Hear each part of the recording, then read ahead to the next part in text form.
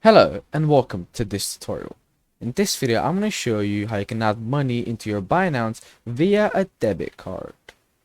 Now, via a debit card is the same as depositing normally.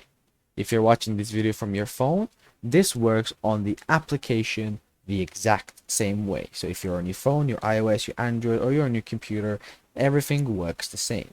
So you're going to go into your buy crypto, but you want a credit/debit card.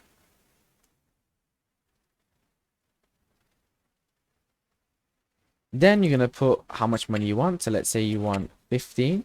You're going to press continue, which is this how much Bitcoin you want. Then you're going to do it by a bank card, which is of course your debit card.